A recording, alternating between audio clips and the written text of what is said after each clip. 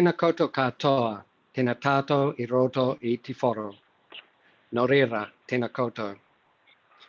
I've just welcomed you in Māori, as it's Māori Language Week here in New Zealand, all of our attendees across Australia and New Zealand.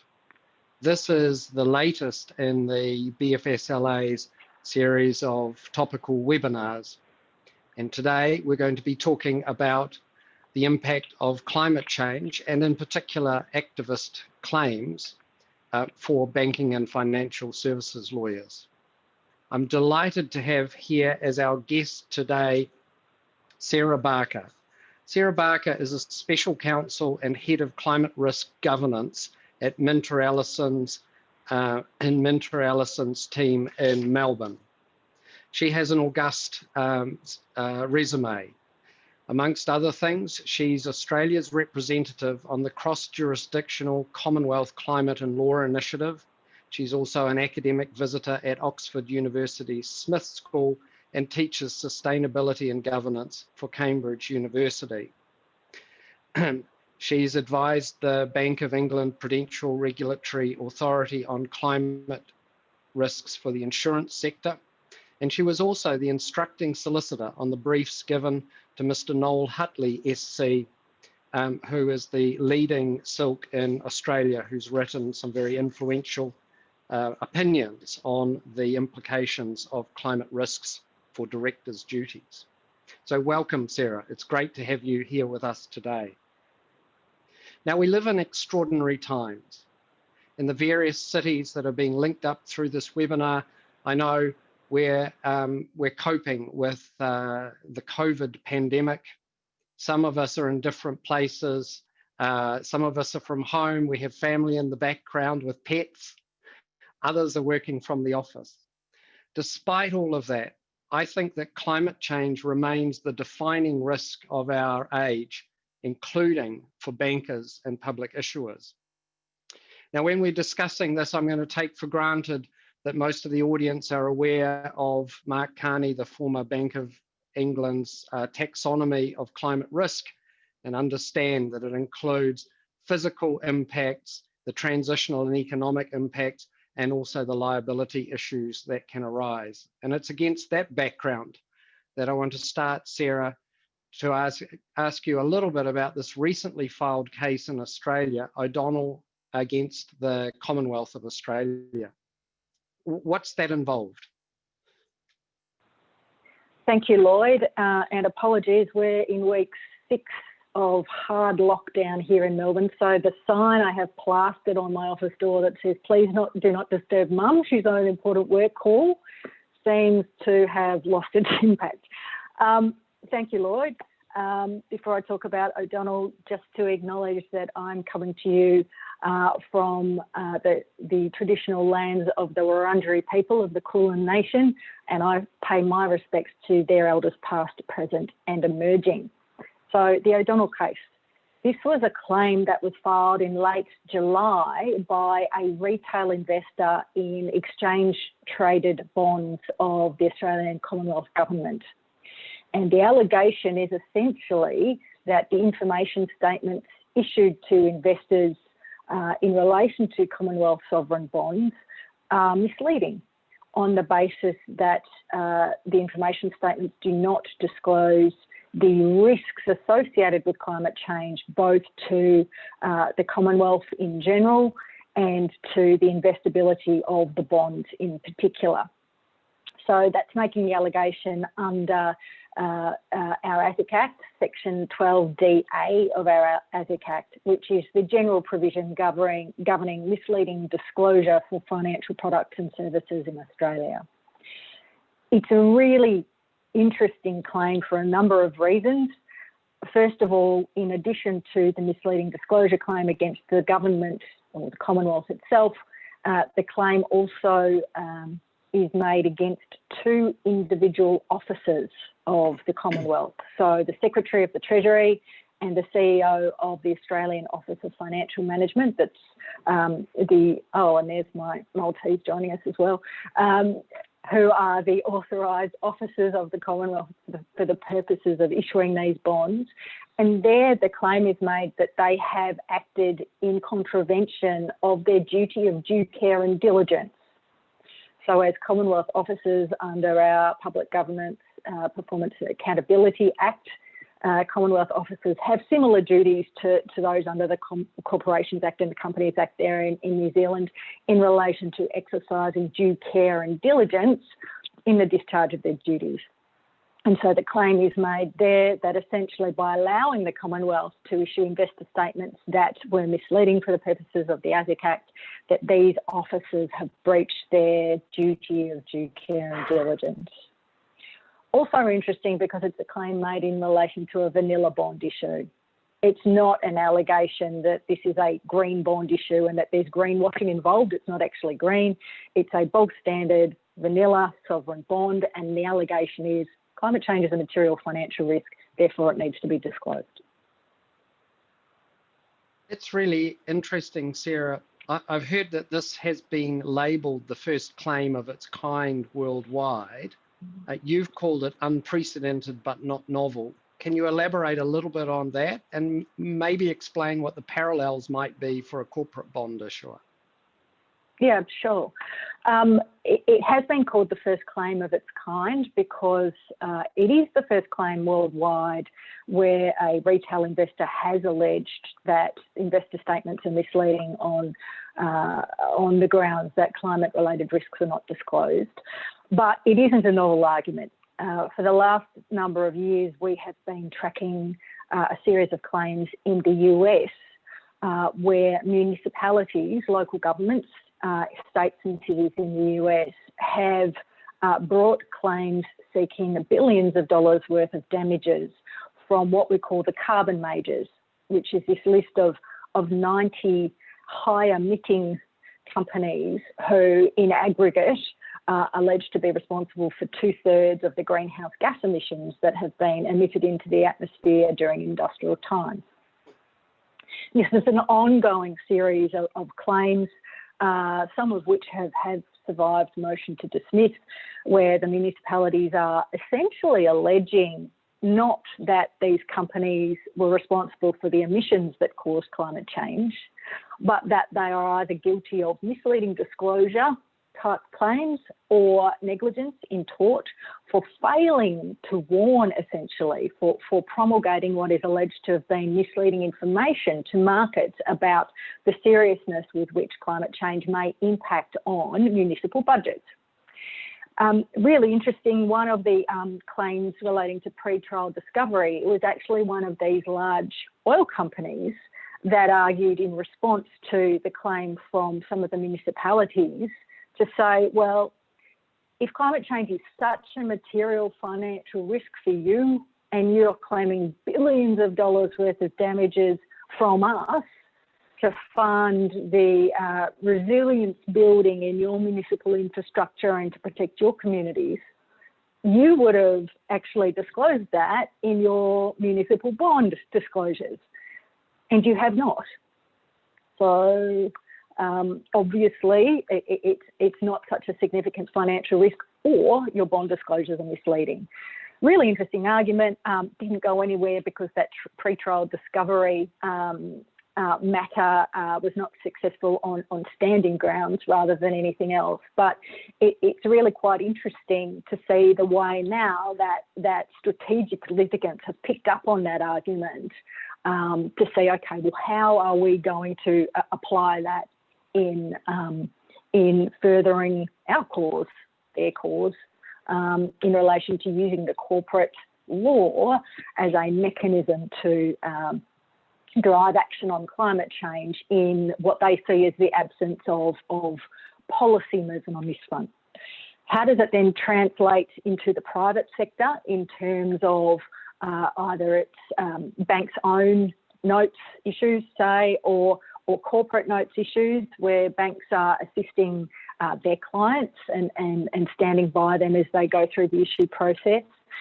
The principles are exactly the same. The principles here are around the need to understand climate change as a material financial risk. and how it is potentially going to impact not only in a physical risk sense, but in the shorter to medium term, economic transition risks, things like stranded asset risks, for example, things like global policies in relation to pricing carbon, carbon border tariffs, for example, that have been proposed by Europe, etc., etc. The principle remains exactly the same around the need to be actively interrogating these issues, embedding them into your due diligence and verification processes, and certainly your disclosures in relation to those instruments. On that, Lloyd, I should say as well, one of the points that are often made here, particularly if the issues are going into wholesale markets, which obviously have lesser disclosure obligations than if you were issuing a retail prospectus per se. It's interesting though, because when we're looking at investor presentations and roadshows, even in wholesale markets, these are questions that are being asked by prospective investors. And so even if a position is taken that, well, we don't need to provide as much detail because this is just a wholesale issue, it's certainly from a commercial perspective a risk and opportunity that needs to be interrogated and prepared for, because investors are asking questions. Very interesting. Now, the O'Donnell claim was only filed a matter of weeks ago, and we've yet to see what the Commonwealth's response is. But what's your view? Does this claim have legs? It's hard to say, and I wouldn't want to make an observation either way, given that we're not advising in either parties, but that we are certainly advising a number of our clients on the claim. But what does bear observation is this: it's filed by equity generation lawyers. Now, this is a public interest law firm, so to speak. It's actually a group of lawyers that were originally at Environmental Justice Australia, here in Australia. They're not a typical ambulance chasing plaintiff firm that are looking to make a buck out of a cut of the damages, so to speak. In fact, they're not even seeking damages with this claim. They're seeking declaratory and injunctive relief. They're funded very well out of Europe. So it's not a matter that, you know, from a strategic litigation point of view, you could think, okay, well, we're just going to throw as many interlocutory hurdles in their path until they run out of money. It won't work like that. As to whether this claim is itself strategic or they're intending to run it, we don't know, but it does bear note that they have form with two previous cases here in Australia. The first very much was a strategic claim against the Commonwealth Bank back in 2017, where they filed a claim on behalf of a shareholder alleging that the Commonwealth Bank's annual reports in 2016 were misleading on the basis that the director's report did not identify climate change as a material financial risk.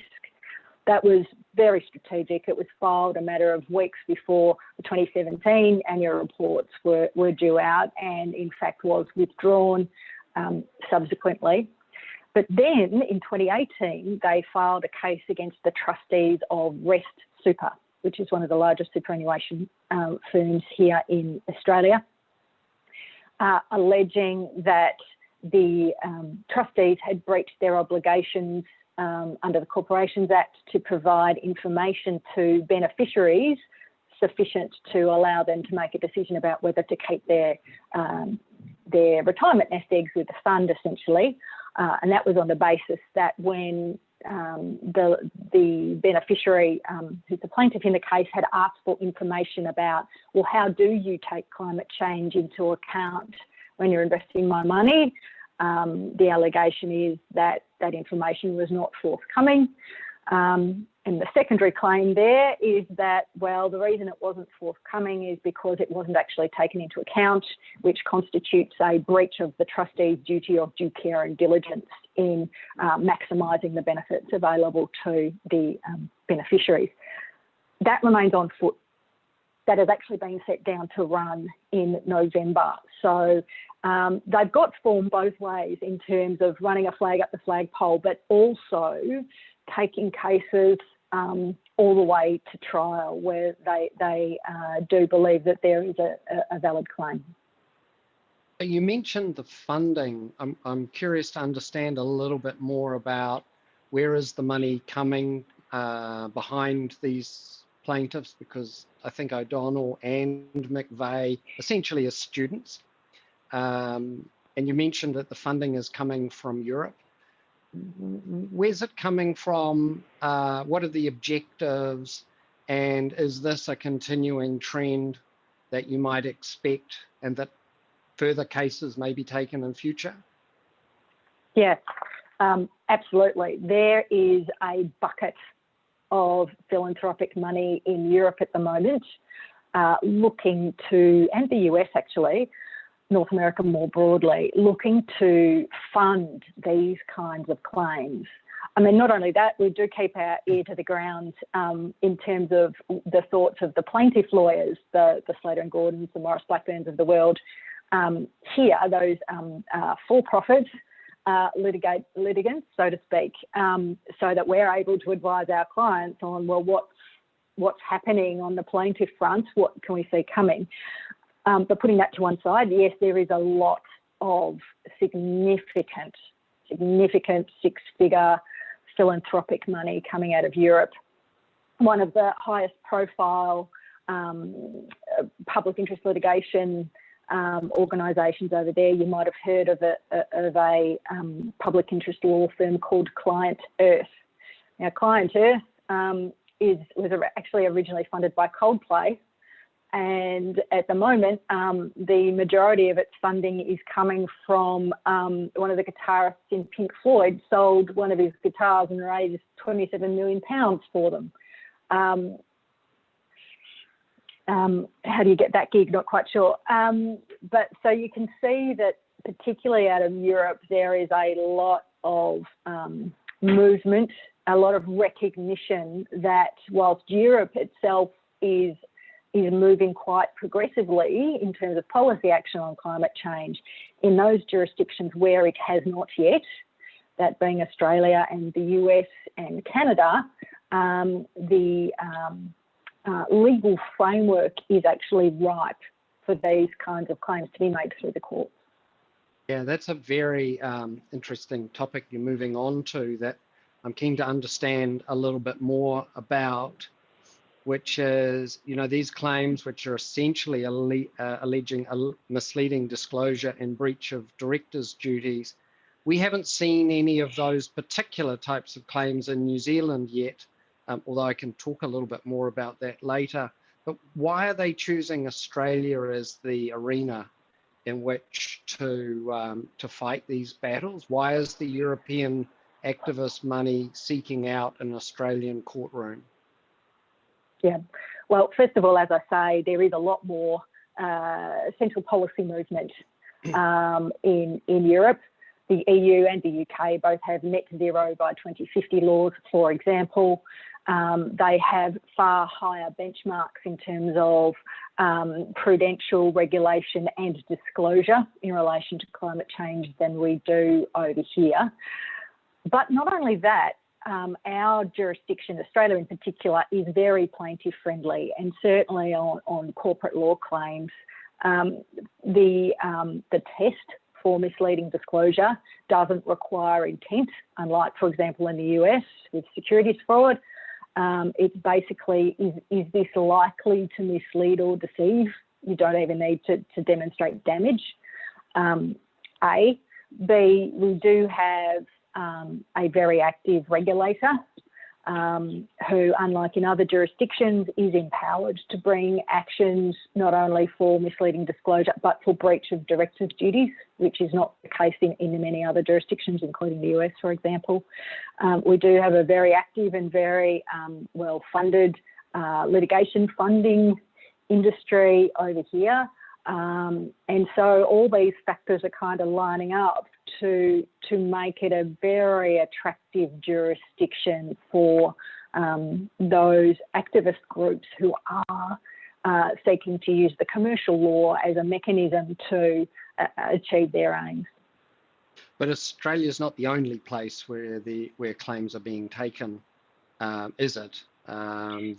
These are issues. This is part of an international trend. Can you tell me a little bit about what's happening in other parts of the world that you're aware of? Yeah, sure. And absolutely, it is part of a broader trend in terms of using the courts to achieve objectives where there is a concern that policy hasn't been able to do so. So in addition to Australia, if we're looking at misleading disclosure claims or claims against directors, we also have that series of cases in the US, more than a dozen now, on foot against the carbon majors, and in most cases, the directors of those companies, seeking billions of dollars in damages for essentially what is misleading disclosure. We have a case last year that was brought by Client Earth against the directors of a coal-fired power utility in Poland, where it was alleged that a decision to expand the capacity of a coal-fired power plant in Poland had been taken by the board without consideration of climate-related financial risks of carbon prices in the EU, and that therefore was a breach of their duty of due care and diligence. We've got claims on foot against both the company and the board in California, PG&E, which is Pacific Gas and Electric, alleging misleading disclosure in their annual report around the sophistication of their approach to backburning, essentially, around their transmission lines, which of course were found to be the cause of the camp wildfires that happened in California a couple of years ago, which is obviously top of mind at the moment. So there's cases all over the world. I could go on, but just in relation to directors' duties and misleading disclosure, they are many and varied.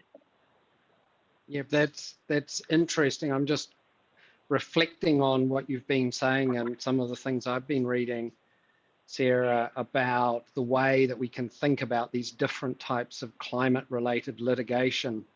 And just reflecting on that, it seems to me, and let me know if you think I'm on the wrong track, that basically they fall into about 4 buckets. You first have got the disclosure cases, and I guess O'Donnell and McVeigh and Abrahams are great examples of those, which, as you've been explaining, whether they lead to a judgment or not are actually shifting behaviour. So CBA's annual report is now very clear about the climate risks that bank is subject to. And, you know, I'm thinking of advising banks here in New Zealand that they likewise need to be thinking about those issues with a lot of clarity. And I imagine any of our audience who are putting together due diligence checklists for a new offer will be making sure that they're asking questions of the issuer about whether they're adequately disclosing. Then we come to the governance type claims, which at least in my part of the world, we haven't seen any examples as yet, but are the kind of things that Noel Hutley's opinion, and indeed in New Zealand, the equivalent, which is partly based on it, the Aotearoa Circle opinion, are making really clear that directors and fund managers have duties to consider the financial impact, both physical and economic, of climate change. And I imagine that it will be just a matter of time before we start to see those claims will be shaped by the companies or corporations law in each jurisdiction. And some jurisdictions are more amenable to shareholders taking those claims directly against directors. Then I guess the next bucket that I was just thinking through as you were talking are claims typically against the entity itself for failure to mitigate. So claims against large emitters for causing emissions or governments for failing to make sure that the emissions remain within boundaries. And here in New Zealand, we've seen an activist claim brought, which is called Smith against Fonterra. But it was also against 7 of New Zealand's largest emitters, people like Genesis Energy, New Zealand Steel, etc. And that was basically alleging in a very broad way that emissions were a breach of duties of care, negligence, public nuisance, or perhaps some new duty which has not yet been fully identified, and the first 2 claims got struck out at the Court of First Instance. The second is going on, being challenged by the corporates on appeal. But, you know, that's exactly the kind of example where people are saying, well, I am being affected. And Mike Smith is a member of Maori iwi in Northland, and he's saying, well, as tangata whenua, we are being affected more than the general population because of our tribal lands near the water. But there's a lot of claims from the US, so that's the third bucket.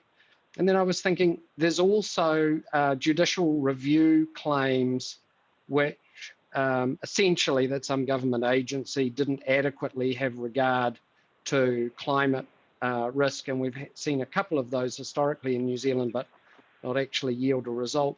But I guess for any of our audience who are involved in project finance, for example, that's a risk that they need to be aware of, that permits that may have been granted for some activity, perhaps building a toll road, may have been granted at a time when a plaintiff might allege that the relevant agency didn't have adequate regard to the climate impact of that project. Do you think that's a fair taxonomy, a way of dividing up where these things fall, if you're trying to build your checklist of issues? Oh, absolutely. I think that's a really useful way to put it. If you're looking for taxonomies beyond the commercial law as well, there's a couple of useful ones there that I could refer you to with full disclosure.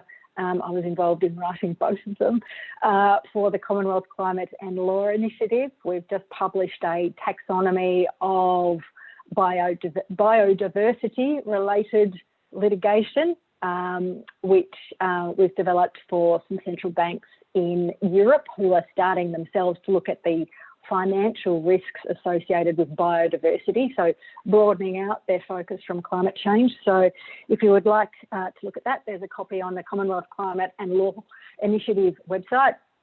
And actually back in 2017, we initially did a taxonomy of claims associated with the transition to a low carbon economy for the European Commission, for the EU, which is available on the website of the 2 Degrees Investing Initiative.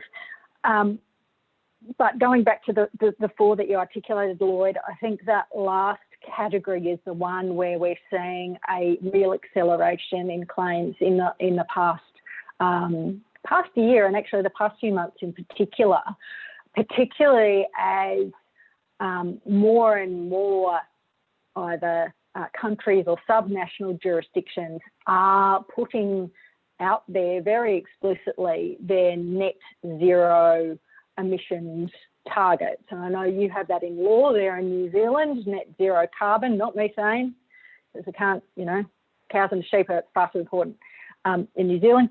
Sorry, I couldn't get through without a, you know.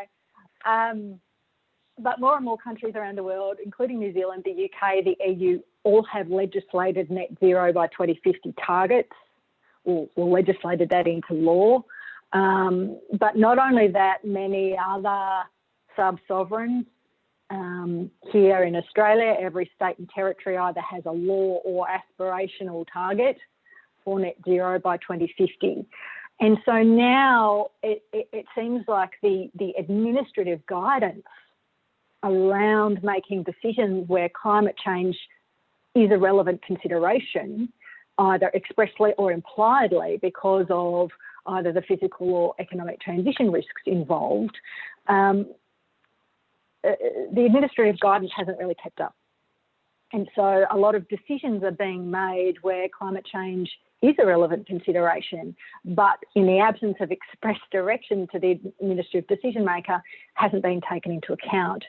So what we're seeing in the EU, the UK, and recently in the US actually is applications for judicial review of government approvals, things like the third runway at Heathrow, a number of other airports across the UK and in France in particular, the M5 motorway, and in the state of New York, a gas pipeline, where the allegation is, well, the approval decision was invalid and beyond power because the decision maker didn't expressly weigh up whether or not that project was consistent with the jurisdiction's net zero target. And so we've had a couple of the cases go either way. The M25 case that in the UK, it was upheld, the decision was upheld, but then cases like Bristol Airport, the one in France whose name I can't pronounce, but it starts with L, and Heathrow's third runway, for example, and the Williams gas pipeline in the US, the decisions were found to be ultra vires because of the fact that the decision maker hadn't reconciled it against the net zero targets. So I think from a project finance perspective, it really does focus the mind on the need to be thinking about these issues up front. And even if you consider that they're not material, they don't warrant disclosure, at least be ready to be addressing them, because more and more we're seeing this kind of strategic litigation. It's very interesting. I was talking to a friend of mine who's a leading QC here, and we were just talking about what has emerged as a little bit of a fashion here in the local authority world for the council itself to pass resolutions saying that they recognise there's a climate emergency, but then for the operational, parts of the council, the executive, to continue operating, approving activities in the usual way. And this friend of mine was saying, you know, that might be a great opportunity when I've got a little more time on my hands, because you've had the governing body of the council acknowledge that there's an emergency, which that very word implies a call to urgent action, and yet that's not translating into the way in which permits are granted or particular initiatives are being funded. Yeah, there's actually parallels there between the administrative decision-making process and the obligations of due care and diligence. Neither of them are obliging a particular outcome, obliging a particular decision to be made. It's not that the duty of due care and diligence would oblige a bank board to say, right, okay, that's it, we're out of any fossil fuels. In fact, that would probably be a breach of their duty if they did so. These are obligations of robust process. Yeah. And at the moment, there seems to be an inconsistency between those statements of aspiration, those statements of concern, those statements of care, and then the detail and diligence with which the issue is then taken into account in the decision-making process, whether it's public sector or private sector. Yeah, and it will be interesting to see as the financial reporting of the impact of climate risks develops, how that greater spotlight changes decision-making. Yes, it was yesterday that our Minister for Climate Change announced a proposal, which hasn't yet been translated into a legislative framework, where New Zealand is going to make mandatory TCFD-style reporting, although, to be fair, only for a limited category, mainly of financial sector entities. So, you know, registered banks, credit unions and building societies with more than $1 billion in assets, in New Zealand billion, managers of registered investment schemes with greater than 1 billion of assets under management, licensed insurers with more than 1 billion assets, and certain Crown financial institutions with greater than $1 billion worth of assets. And interestingly, all NZX listed equity and debt issuers. But for those groups, I would think for those banks, which are New Zealand's big banks, if they hadn't already, they're going to be looking really hard at their loan books and reflecting on how that's going to be reflected in their mandatory climate reporting. The question I'm putting to you is, am I right to assume that's going to put a greater spotlight on the decision-making processes within our clients about how does this going to look when we come to report? And it's probably a couple of years before those reports start being published. So that's question one, number one. Number two, are similar steps being taken elsewhere in the world? Yes. I must admit, I like the way that Minister Shaw is thinking, but my response to it was, I don't know what you call wet applause, maybe, for a couple of reasons. First of all, from my reading, and only my reading of his statement, was that the nature of the information sought to be disclosed is in relation to governance, strategy and mechanisms for risk management, aligning those categories with the Task Force for Climate-Related Financial Disclosures. There is no proposal on foot to make stress testing and scenario planning mandatory and to report in financial statements what your assumptions and variables are in relation to different climate-related financial risks, which is really the information that is decision useful for investors. There is already a requirement in 2020 on any organisation that is a member of or a signatory to the UNPRI, the Principles of Responsible Investment, and there's more than 95 trillion US worth of signatories there. So you'd think that a fair thwack of those institutions in New Zealand are already subject to a membership requirement to be reporting against those TCFD parameters. So the proposal that it be mandatory in New Zealand come 2023, I think was the earliest they said, was pretty safe, I think, for the Minister to announce, because it's nothing that most of them wouldn't be doing anyway. And put it this way, if you are waiting until 2023 as a large financial institution to do all this work, you are going to be slammed by investors well and truly in the interim. This issue is so dynamic, so fast moving. The bar of minimum expectation, let alone best practice, is getting higher and higher and higher. And I would guarantee that by 2023, compliance with the first three of the four heads of TCFD will not be sufficient to satisfy your obligations in relation to climate-related financial disclosures.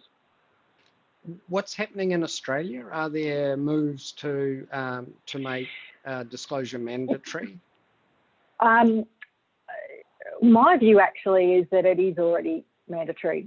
People talk about the TCFD as being voluntary. I call it volandatory, because if you think about from a disclosure point of view, as opposed to a management accounting point of view, your obligation is to disclose issues that are material to financial performance, financial position and financial prospects. How do you determine materiality in a disclosure context? It's what is decision useful for investors. Now, on the sole basis that there is now $45 trillion US worth of investors who've signed up to the Climate Action 100 Plus that are seeking disclosures in accordance with the TCFD of their investee companies, for that reason alone, you cannot deny that this issue is decision useful for a reasonable investor. It's not a fringe issue. In terms of specifics in Australia, we had changes to the regulatory guidance for both prospectuses and OFRs, operating and financial reviews, our version of the director's report in annual reports. ASIC updated its guidance on that in August last year to specifically refer to risks in the nature of those referred to by the TCFD. But more than that, we have had joint guidance from our Accounting Standards Board and our Auditing Standards Board last year that basically says, okay, everyone's doing all this great disclosure in the narrative portions of their annual reports about the risks associated with climate change.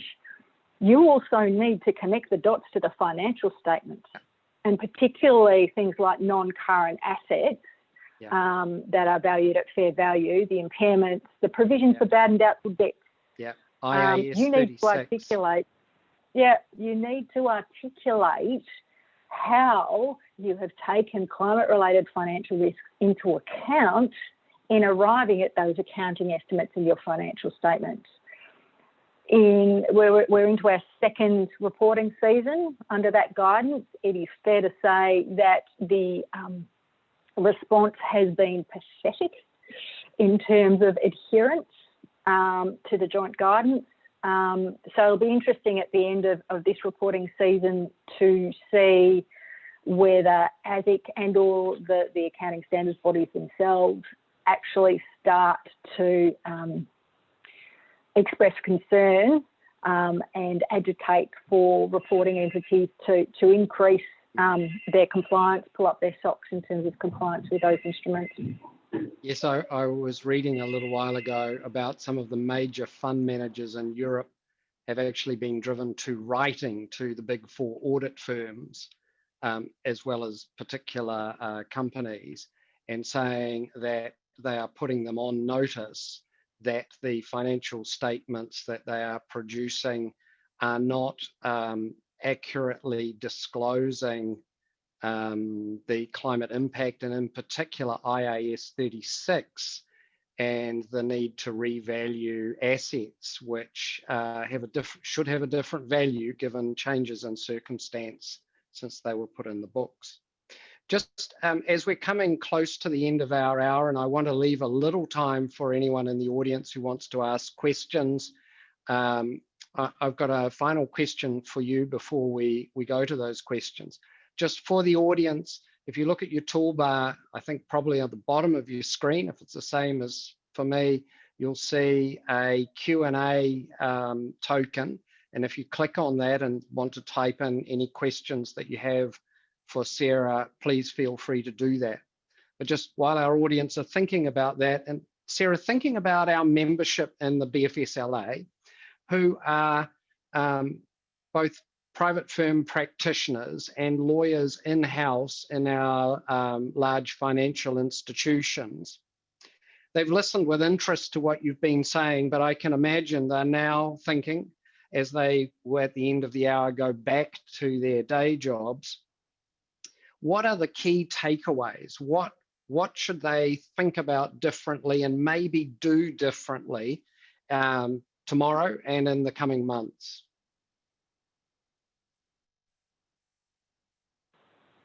Of course, that's the how long is the piece of string question, Lloyd, and certainly understanding the breadth of three. Give us three. Oh, okay. Let me think about this.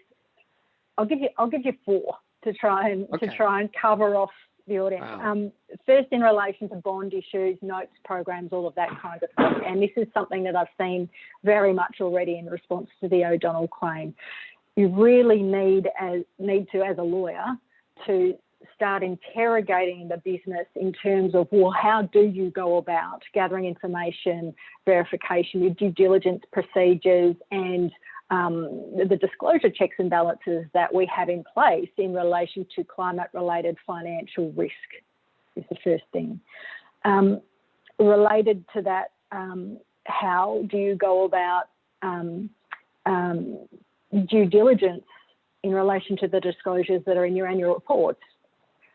Because your directors in particular will be asked to sign off on a hell of a lot more in terms of forward-looking information around the risks and opportunities associated with climate change. And so there is going to be that accordant uplift in expectation around the due diligence that's being done in order to support those disclosures. Third one, I suppose, related to that, with your directors and officers and your execs, having those obligations of due care and diligence, that inherently requires making sure that they have both a working knowledge of climate change, but an up-to-date working knowledge of the financial risks associated with climate change. And this is an area that is so dynamic that even we're finding annual briefings aren't sufficient to equip boards with the information that they need to understand the strategic implications for an institution. And then the last one, I suppose, if we're looking at things like credit origination and the way that internally an institution goes about assessing and pricing the financial risk associated with climate change, and how that is then reflected in risk assessments, interest rates, and their loan book. This isn't just something that should be done when the sustainable finance teams are looking at issuing green labelled products. It is a mainstream financial risk that needs to be taken into account, and not only just in that credit origination space, but then also looking at your existing portfolios and thinking about, well, how does that impact on default rates? How does that impact on the provisions we have for bad and doubtful debt, and whether any adjustments need to be made there? So I think that's 4 things. So your notes and bonds programs, your annual reports, your director capacity building, and credit origination and bad debts. It's been fantastic, Sarah. The overall message that I'm drawing out of this is this is not really, I mean, there are indeed moral implications, and it is worth caring about polar bears and penguins. But as you're positioning the issue, this is a hardcore Excel spreadsheet challenge. And the question's not whether you, quote, believe in climate change and whether or not believe it's anthropogenic. This is a realization that there are changes occurring in our environment and changes in our economies and in our legal frameworks. And they're going to impact on banks, insurers, fund managers, and the law firms that advise them, whether or not you sign up to like eating mung beans or wearing a caftan. And there's nothing wrong with that. But I think it's been fantastic the way you've really crystallized the importance of these issues for our audience. So with that, I'd like to, I don't see that there are any questions, so I'd like to say thank you very much. I think Tanya's got her hand up there. Oh, is there someone with their hand up? Can you see that? If you can see the question. I can't see the question, but I can see a hand up. So Mike, I'm not sure, and Catherine Tapley's got her hand up as well. So Mike, I'm not sure if you can unmute. Read those out, yeah. Unmute or if the people they're with able hand to up. type their questions in the Q&A bar that I referred to, then we can tackle those questions. Our administrator's asking us to unmute, so Tanya, go ahead.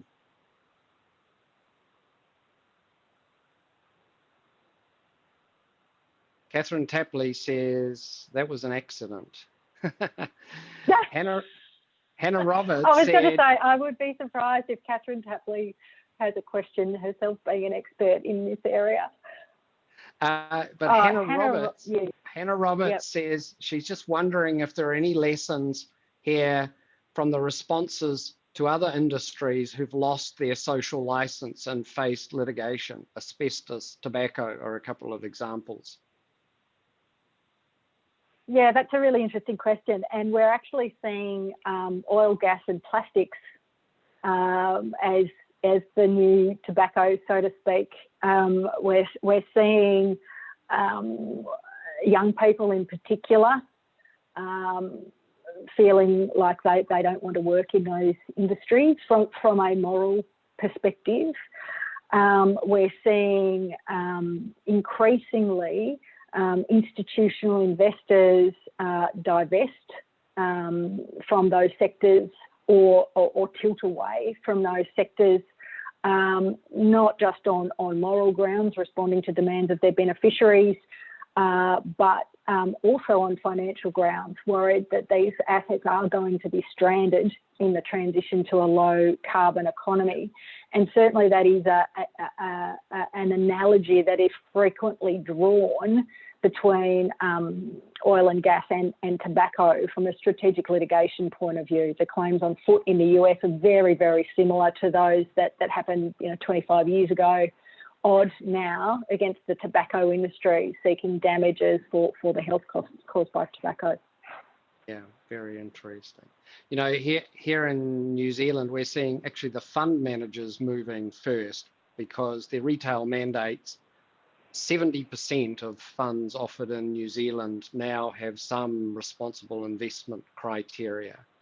And then you have the large institutional investors like New Zealand Superannuation Fund and ACC being very clear that they are taking climate issues into account, essentially because they are concerned about the issues, but also they think that the market has not yet fully priced in the risk.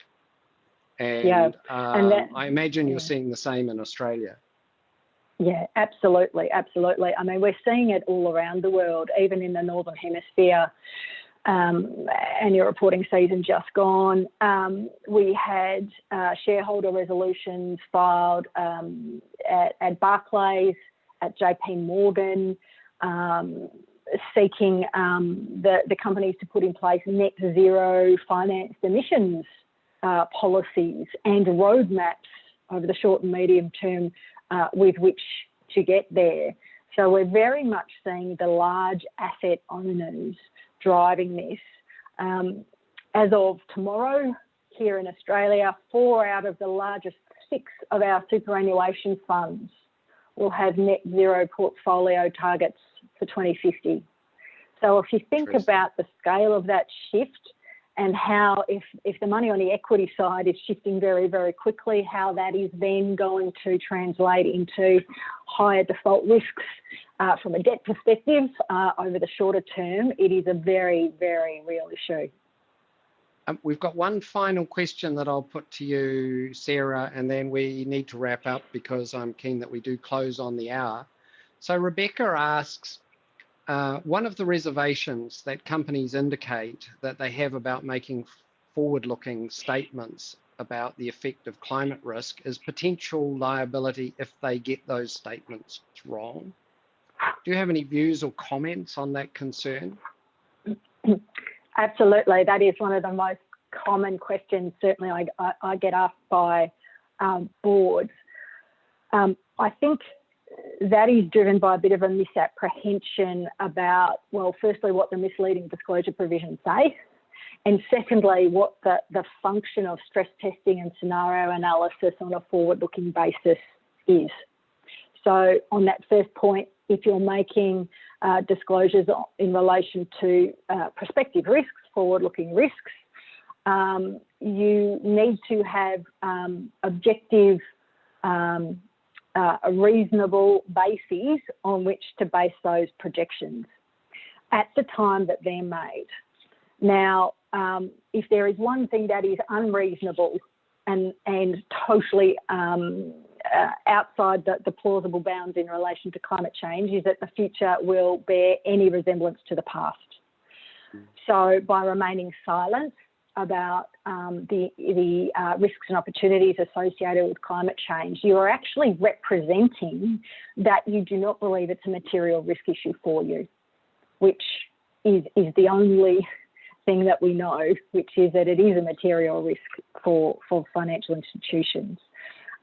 Secondly, misapprehending the role of stress testing and scenario planning. It's not an exercise in prediction about what you think is likely to happen because of the fact there are so many variables at play. it's basically taking that plausible range of climate futures and demonstrating to investors that you have considered across that plausible range what the implications might be. So, you know, one end of the spectrum, everyone complies with their Paris Agreement targets, decarbonises the global economy before 2050. That might minimise physical risks associated with climate change. And so, for example, lower impacts in your agriculture portfolio, for example, ag lending, but bakes in a hell of a lot of economic transition risk because it presupposes that there will be no coal-fired power, total conversion of transport across to electric vehicles, all that kind of thing. What does that look like for your portfolio? Other end of the spectrum, business as usual and climate change, bakes in 4 degrees of warming by the end of the century. Yeah. What does that mean for your portfolio? Well, the answer is doesn't really matter. Throw your papers up in the air because no one will be making money. And there is also the risk, isn't there, that businesses are caught in a pincer with the transitional changes occurring, but still us falling short of the 1.5% target. That's been fantastic, Sarah. I've really appreciated you making time to talk to our members. We're delighted to have you here, and thank you very much. To all of those who attended, thank you very much for making the time. I hope that you've got something useful out of this, and we'd certainly appreciate any feedback or comments that you have for the association about how we can continue to make ourselves relevant to you as our members in these extraordinary times. So thank you very much to you, Sarah, and thanks to our audience. Pleasure. Good afternoon. Bye.